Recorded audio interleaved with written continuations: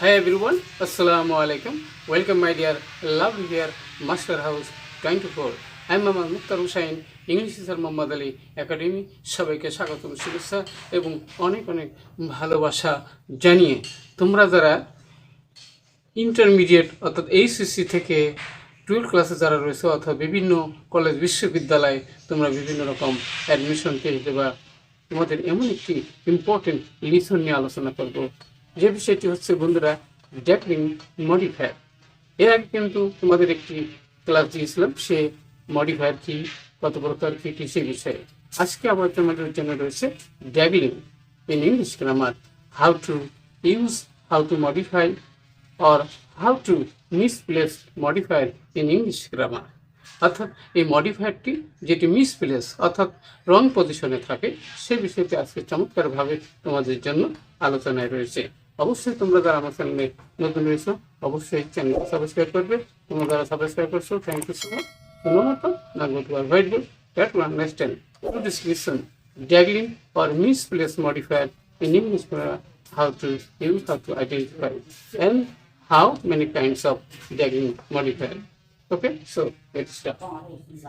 Hello my dear lovely viewers, আমি বলছিলাম যে dangling modifiers সেটা কি, সেটা হচ্ছে কি dangling modifier হচ্ছে এমন একটি ওয়ার্ড যে শব্দটি কি অর্থাৎ মিসপ্লেসে যে সমস্ত মডিফায়ার রয়েছে সেখানে রাইট প্লেসে বা রং প্লেস রয়েছে সেটাকে সেখানে আমরা সঠিকভাবে সেই কোন শব্দ কোন মডিফাই আমরা ইউজ করবো সেটি হলো ড্যাংলিং মডিফায়ার। অর্থাৎ আমরা রং ওয়ার্ড এমন একটি শব্দ যা রং পজিশনে রয়েছে সেই রং পজিশনে সেটা সঠিকভাবে যাতে আমরা ইউজ করতে পারি, আইডেন্টিফাই করতে পারি, সেই বিষয়টি হলো ড্যাংলিং মডিফায়ার।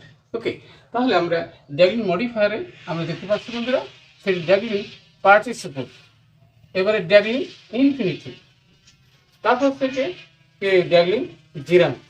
ওকে, তারপর আমরা দেখতে পাচ্ছি dangling prepositional phrases and dangling elliptical phrases.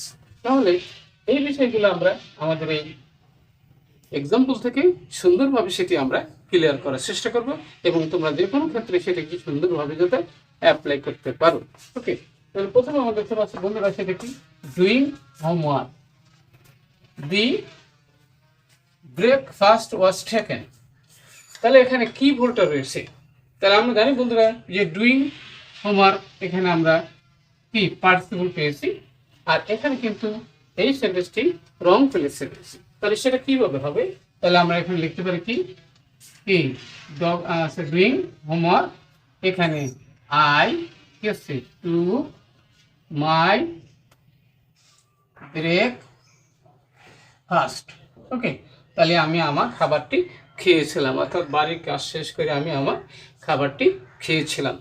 এখানে তাহলে রং পজিশন থেকে আমরা এবারে কারেক্ট পজিশন কি হবে সেটা আমরা অবশ্যই বুঝতে পারছি।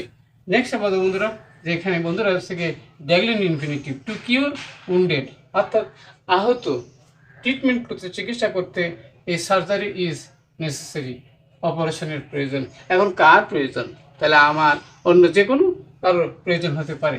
তাহলে আমরা লিখতে পারি কি যে টু কিওর দি wound, এবারে আই নিড SURGERY সার্জারি। তাহলে আমার দরকার হতে পারে, যে কোনো ব্যক্তিরই কিন্তু এই সার্জারির প্রয়োজন হতে পারে। কোনো কিছু আর গোলা করতে যদি কি সার্জারির প্রয়োজন হয় তাহলে ওই ব্যক্তির দরকার আছে। ওকে, তাহলে এখানে বস্তুর তো প্রয়োজন নেই, তাহলে অবশ্যই বুঝতে পারছি মিসপ্লেসটা কি, সেটি কি আমরা ড্যাংলিং মডিফায়ারের কথা বলছিলাম। এবার যাবো বন্ধুরা সেটা কি after searching several days the hole was finally discovered. এখানে বন্ধুরা রয়েছে প্রিপজিশন, এখানে আমরা জেরান্ডিয়াল আমরা পাচ্ছি এখানে। তাহলে কয়েকদিন খোঁজ করার পরে তত্ত্বটি কি আবিষ্কার করা হলো। তাহলে এখানে আমরা লিখতে পারবো কি এই অংশে আমাদের কি রয়েছে কয়েকদিন করার পরে কি হলো, এবারে আমি অতিবারে অথবা যে কোনো ব্যক্তি কি খোঁজ করতে পারে this cover the whole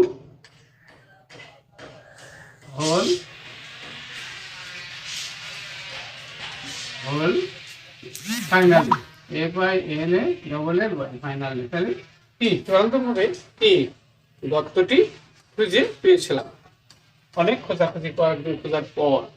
তাহলে অবশ্যই আমরা বুঝতে পারছি কি হচ্ছে যে এখানে জেনারেল অ্যাডভান্স কি। এবার বন্ধুরা আছে আমরা প্রিপজিশনাল ফ্রেজ, অর্থাৎ in childhood mother use to tell me stories.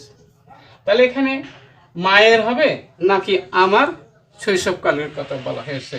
তাহলে অবশ্যই আমরা এখানে লিখতে পারবো কি যে ইন মাই, তাহলে কি লিখবো আমরা in my CHILD childhood. Okay, তাহলে আমরা লিখবো কি যে mother use to tell me stories, অর্থাৎ আমার শৈশবকালে মা আমাকে গল্প কি বলতো বা শোনাতো। তাহলে অবশ্যই বুঝতে পারছি সেটা কি। এখানে while still a child grandmother use to tell অ্যাসোভিস্টিক, তাহলে মানে কি ড্যাগলিং ক্রিটিক্যাল ফ্রেজ যেটাকে বলা হয়েছে। তাহলে এখানে যখন আমার দাদি কি ছিল, শিশুকাল ছিল, তখন আমাকে এসবের গল্প শোনাতো, তাহলে এখানে বল আছে না? তাহলে অবশ্যই এখানে আমরা লিখতে পারবো কি যে হোয়াইল মানে যখন, হোয়াইল কি হচ্ছে কি ইট ওয়াজ মাই কি চাইল্ডহুড সিজ। ওকে, অথবা while I was a child আমরা লিখতে পারি কি হোয়াইল আই ওয়াজ কি আমরা লিখতে পারবো while I was a child, CHILD child. ওকে, যখন আমি একজন শিশু ছিলাম তখন আমার কি দাদি আমাকে এসবের গল্প বলতো। তাহলে এখানে ভুলটা কিন্তু আমাদের কি ছিল যে while I was a child, আমি তখন শিশু ছিলাম। তাহলে অবশ্যই বুঝতে পারছি যে এখানে আমরা ড্যাগলিং মডিফায়ার কীভাবে মিসপ্লেসে থাকে সেই বিষয়টি অত্যন্ত ইম্পর্টেন্ট। তোমরা যারা বিভিন্ন কলেজ বিশ্ববিদ্যালয় তোমরা পরীক্ষা দিবা, এই বিষয়টি অবশ্যই তোমাদের জন্য ভেরি ভেরি ইম্পর্টেন্ট। আজকের ক্লাসটি অবশ্যই তোমাদের অনেক ভালো লেগেছে। আর কোথায় সমস্যা থাকলে কমেন্টসকে জানিয়ে দেওয়া। আর সেই সাথে তোমাদের সুন্দর এবং সাকসেসফুল জীবন কামনা করে এখানে বিদায় নিচ্ছি। আল্লাহ হাফেজ।